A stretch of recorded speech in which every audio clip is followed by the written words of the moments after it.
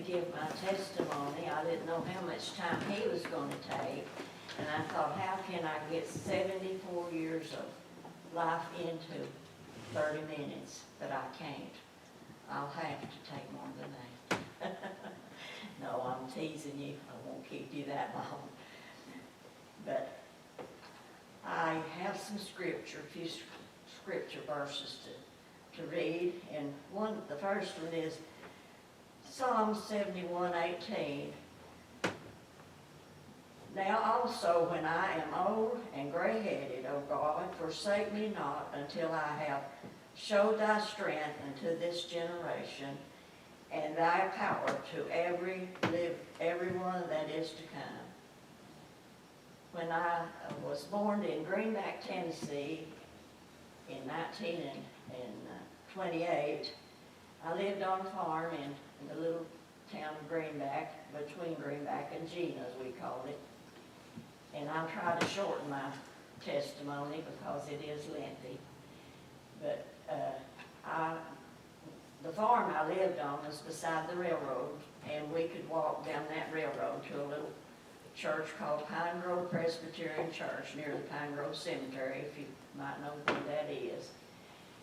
And I was, every time the church doors were open, some of my family was there for weddings or birthdays or church or whatever.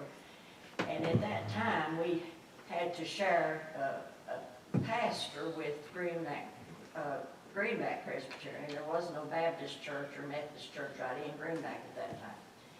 Anyway, I would go every time that they went to church. I would want to go with them. So there was a young man that had been called to preach, came to our vicinity in Greenback, and he married my mother's first cousin in Greenback, and Reverend Ben Kennedy. Some of you might remember him. But as we were not having a church on Wednesday nights with our regular pastor, as I said, he had to take turns with Greenback Presbyterian at that time. But he would come to Pine Grove and have prayer service and a Bible study. And I was 9 years old at this time, and I can remember how that church was before it was remodeled. I remember the bench I was sitting on at the end of the bench next to this big old stove that was heating the church. And he gave an invitation. It was on Wednesday night, and as I said, I was 9 years old, and I responded to it. I told him I wanted to be saved. And I know without a shadow of a doubt that's when God spoke to me and I was saved. Because I go back to it time and time again through my life and what God has meant to me all these years of my life. He's with me. A lot of times through the day, I'm not by myself at home at night, but he's with me when I'm through by myself, per se, at home now. And I can talk to him just like I can to Steve or anybody here.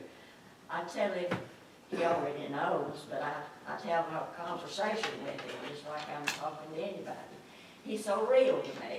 That's what I'm trying to say. I'm not the special one that he has, but I feel special to him. And I know that God, if it's not in your life, you don't know what you're missing. Because he has answered prayer after prayer that nobody knows I've even prayed. But he does, and he has came through with them. I believe I could write a book on prayer. I just love to pray and talk to him about my problems, my joys, my family, my community, and everything. And I can truthfully say that Greenback has changed. It's not the little town that I grew up in. I'm not out there much anymore, but I know a lot. I live on Tennessee Avenue in Greenback. It's always been Greenback, but we've moved to 3 churches, as I'll tell you later on with my preacher husband. But when we got married, we were both saved. But let me tell you how I met my husband. He was relocated with his family from Norristown, and they were building Norristown. They, of course, relocated a lot of families, just like they did on Telco. And Mr. Charlie Ford came down here where the new Greenback School is built now. That's the farm that Mr. Ford, which was a neighbor to my in-laws, and he bought that farm, and he also found my husband's family farm down here. And when they moved down there, Ellis and Lottie Evans, they had 8 boys, and Greenback's never been the same. But it was oohing and ahhing over them, and I know that one of them was, I was in the 6th grade, and when he came to school, he was in my class, and all he did was sit and read. Very, very quiet boy. But he soon livened up because he was not used to all that commotion from where he moved from. But anyway, he had asked me for 2 dates, and I had turned him down. But when we got to junior in high school, he asked his daddy to sign the papers, he wasn't hardly 18, to join the Navy. So I didn't hardly realize he was gone, but he went to the Navy when we was a junior in high school. And then when the war was over, World War II, that's where he went. And he came back to, of course, home in Greenback, and me and one of my girlfriends was walking down the sidewalk there in Greenback by where the old Merchants and Farmers Bank used to be. And we were planning a trip the next day with our sisters and brother-in-laws to the mountains. And he pulled the car in and asked me if I'd go to the movies that night. And I accepted it for the 3rd time he'd asked me. He said I made a mistake, asked me a 3rd time. But anyway, he would tease me about it. And then he teased me about he picked me up off the streets. And I said, you better not tell that to nobody that don't know me. He said, well, I did. But anyhow, he would kid me about it. But we had 70 years of marriage, and it was a wonderful life. Not free from troubles, as I always had, but free from the heartaches that I could have had if I hadn't been saved when I was 9 years old. Because when we got married, we had a hard time of getting a church that he was really, his parents were Primitive Baptists, no reflection on that, but his daddy was really a Primitive Baptist at heart. And they didn't have one in Greenback at that time, and they built one in Maryville later. I'm talking kind of fast because I want to get so much in, but anyway, when we got married, we bought a little place down off 95 toward Leonard City.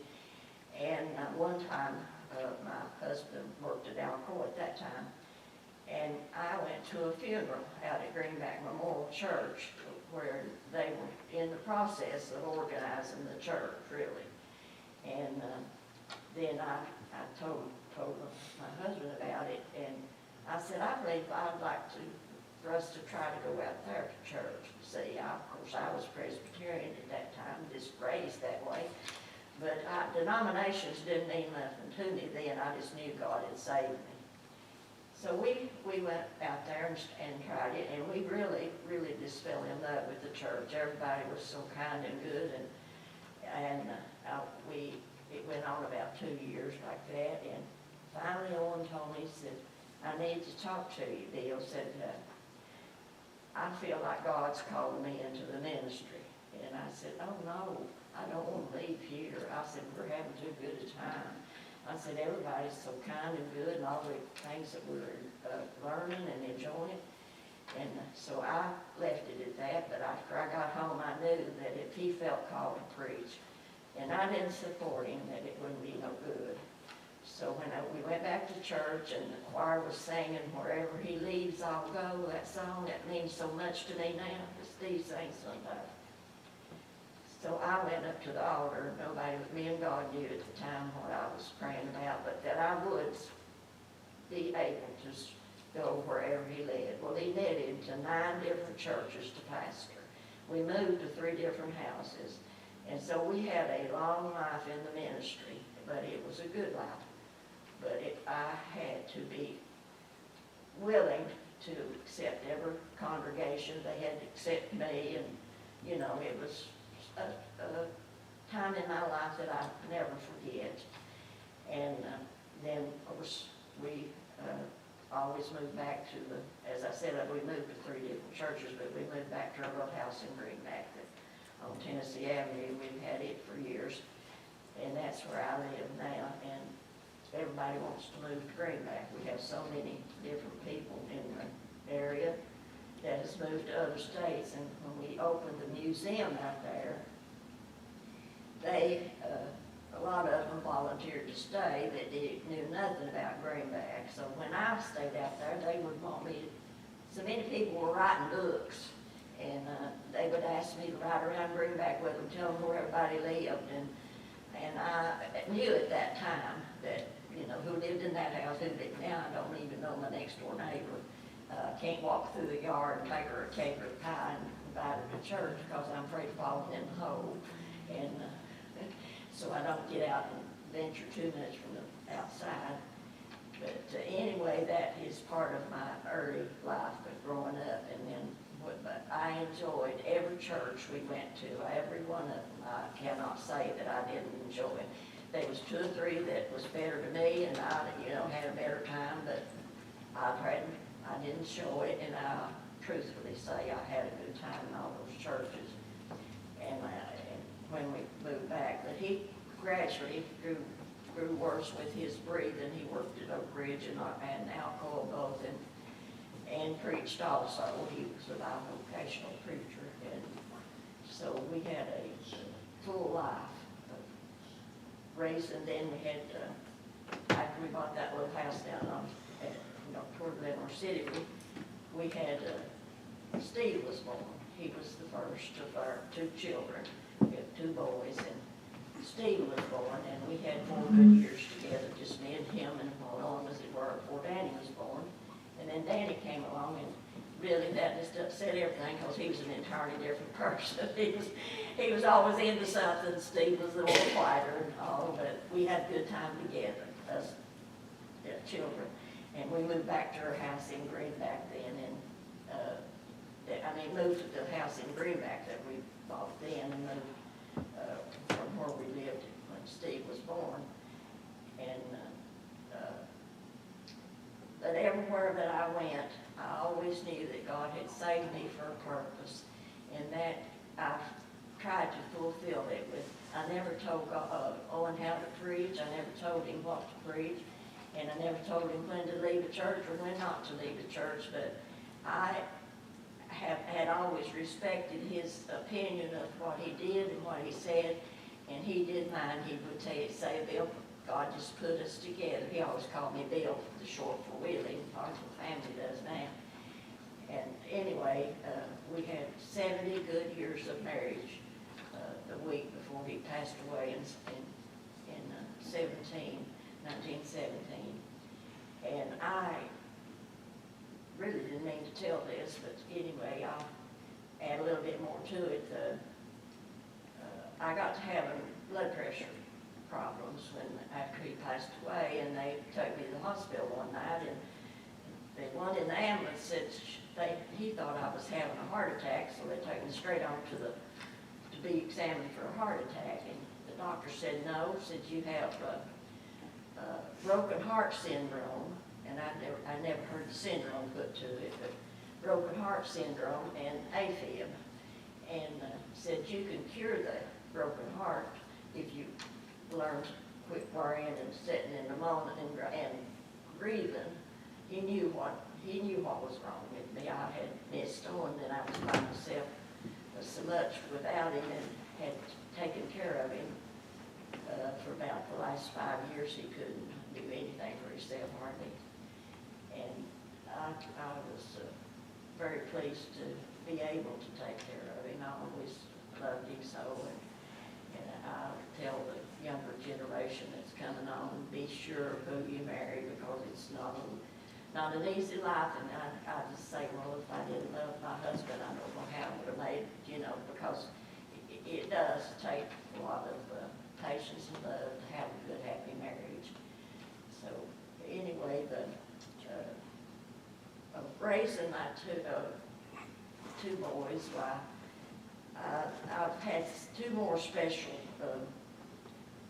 verses that I need to read said, I have showed my strength unto this generation, and thy power to everyone that is to come. And in Proverbs 22:6, it says to train up the child in the way he should go, and when he is old, he'll not depart from it. And it does not say that they might not stray in between times, which I know that we have all probably in different families could tell that we have had troubles and trials that we've had to contend with. So that, but just be assured that if you train up the children the way you should go, I never dreamed that Steve would be a minister, and I was proud of him. And I think that he's doing what his daddy would have been real pleased with. And I'm proud of my children and my grandchildren. I've got 2 grandchildren, and I'm proud of them, and 3 grandchildren.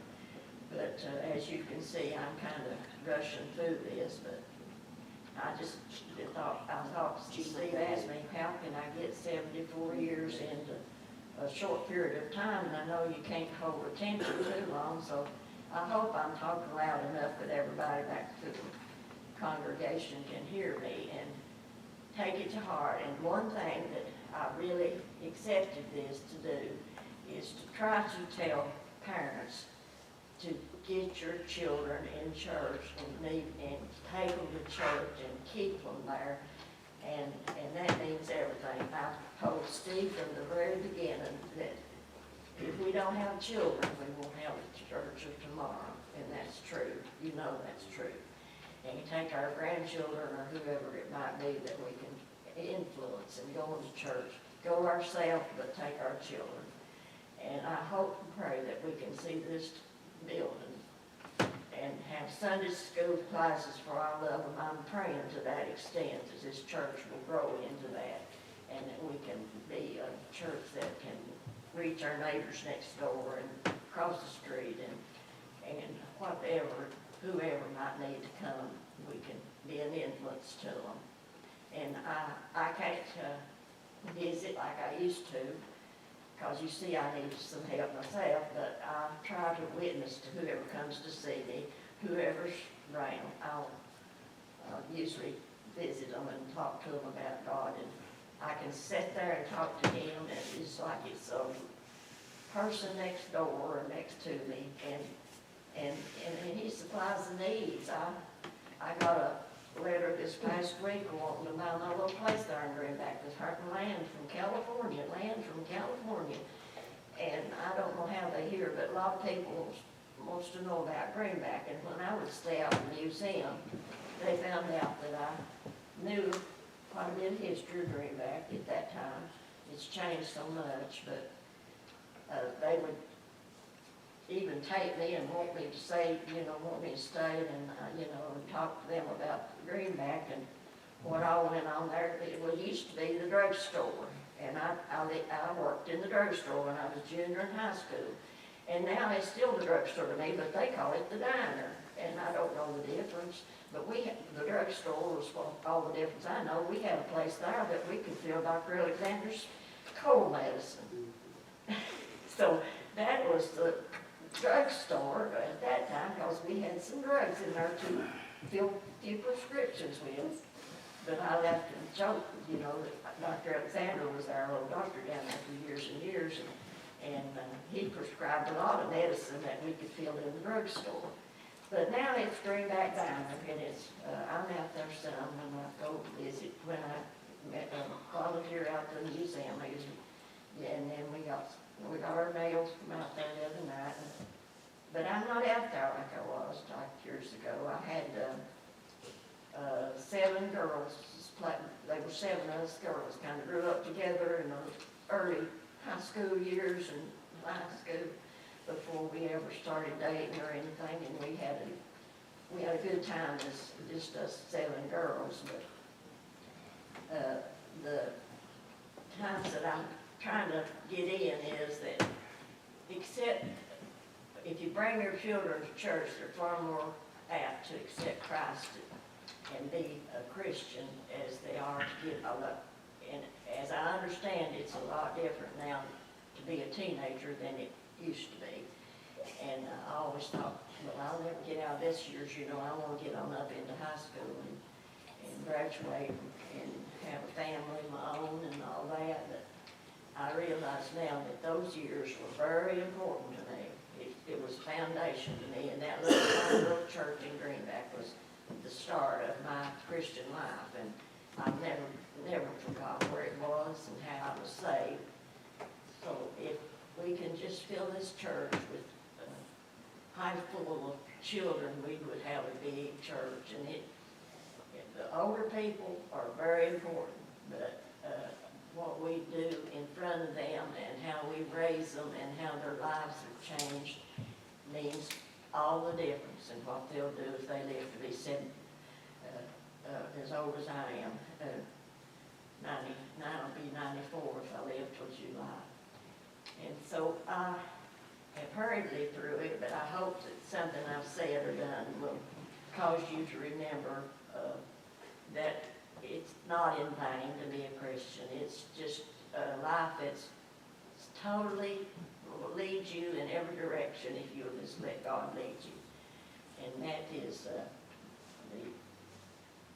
I know I've left out some things because I didn't know how much time we was going to have or how much time to expect from the other part of the service. So I kind of drew it down here a bit. One thing I learned too, in all things whatsoever we ask in prayer, believing we shall receive. And a lot of people will leave that believing out, but we've got to believe God's going to hear us and answer us, and God is going to be with us and know what we need to do. But it's so important that we have God in our life, because I don't know how people get along that cannot talk to God and ask Him to, what do I need to do, Lord? What do I need to say or do that would be pleasing to you today? But if I know as I talk real fast that I've tried to get it in too quick, but I want to be a blessing to somebody along this way that they might be saved or safe, that they'll know what God is all about. And I'll turn it back over to Steve at this time.